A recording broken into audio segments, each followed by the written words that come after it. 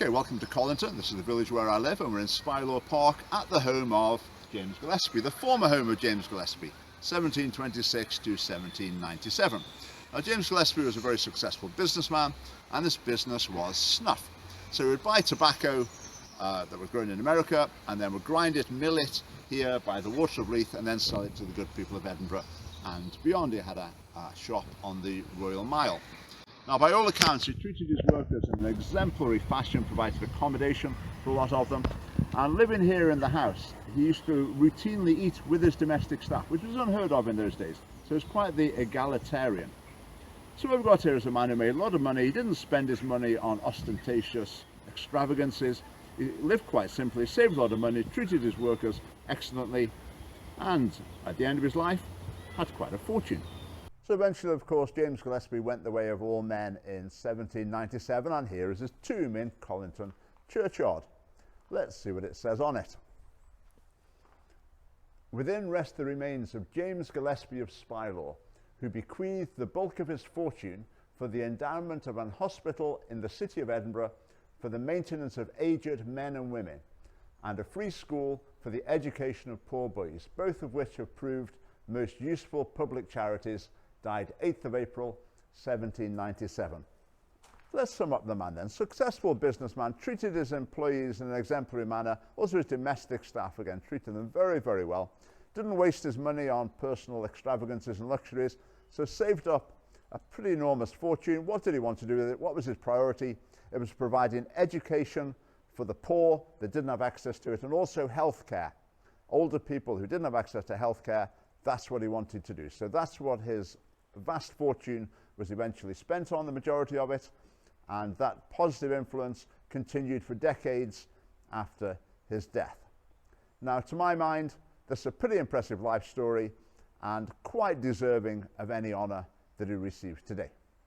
So here we are at James Gillespie's High School in its latest incarnation. Now, on the school website there's a section on our school history. Let's hear about it. James Gillespie, 1726 to 1797, was an Edinburgh snuff and tobacco merchant. We acknowledge the connections to the North Virginia slave-owning tobacco plantations which this trade had. We teach children about chattel slavery and about modern slavery. We also teach children about black history. We are currently updating our curriculum to take more account of this history and of the Black Lives Matter movement. It's important children understand our role the role of our country and other countries played in slavery. Our school vision, values and aims mean that children learn about human rights and the importance of treating everyone with respect. We do not tolerate racism here and have clear procedures for dealing with racism where it occurs. And it then goes on to tell more about James Gillespie. So why have we got this hysterical response here? Obviously, tobacco was basically grown on slave plantations that was imported over to Europe. So does anyone who smoked tobacco, anyone who sold tobacco, anyone who had a shop selling tobacco, are they all to be, cancelled? What about cotton? Cotton was basically from slave plantations as well. So any tailor, any shop selling clothes, anyone buying cotton clothes, they're all condemned. What about someone running a bakery in those days, putting sugar in the things they're making? Sugar was grown on slave plantations. Are they all going to be cancelled as well? What about someone running a coffee shop? Are they really too evil to have commemorated in any way as well? From what I can tell about James Gillespie, there is no way he would have been supporting slavery. He seems like just the sort of person who would have been very much on the side of abolition. And in any case, he wasn't directly involved in the slave trade. Now, reading the school's website, you would think that people are now thinking, because James Gillespie dealt in tobacco that was grown in America by slaves, therefore the school must be racist and endorsing slavery and whatever. No one is obviously going to think anything like that. So why do they need to think they need to put that paragraph in their school history? Well, it's obvious. they're under pressure by the Black Lives Matter movement. They actually acknowledge and endorse the Black Lives Matter movement on the school website. Black Lives Matter, the hardline anti-capitalist, anti-family, anti-police, race identitarians. But this school thinks they can just align themselves with that movement. Now, the other problem with the Black Lives Matter movement is Black Lives Matter suggests that there are people who disagree with that. But as far as I'm aware, in Scotland, there aren't. So that slogan is a little bit meaningless. So the school endorses Black Lives Matter. Now, Black Lives Matter, I think, have produced a standard letter. So most schools will have, 2 or 3 kids will send in their standard letter. Then the school can say, oh, the pupils have suggested this to us, that they really wanted us to take action. But really what schools are doing is they're taking the easy option, because they know if they don't throw the Black Lives Matter line, if they don't put a few posters up and put it on the website, they might be in for criticism. Whereas if they do, they think, well, who cares?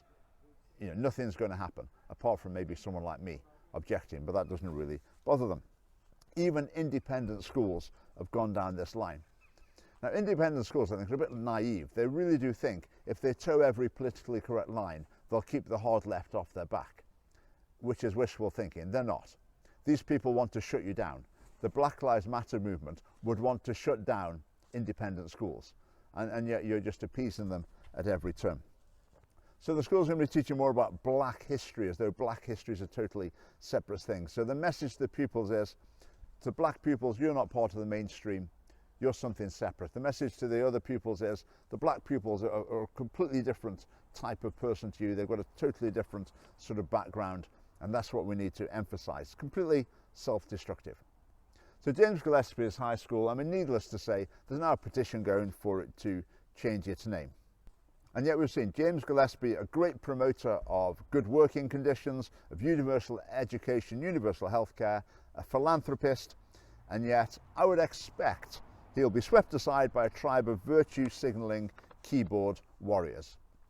Now, the motto of this school is Fidelis et Fortis, which means loyal and strong. Well, how about a bit of loyalty to the man who gave so much to found your school? And how about being strong instead of bowing to the irrational hysteria, and stand strong and weather the storm instead?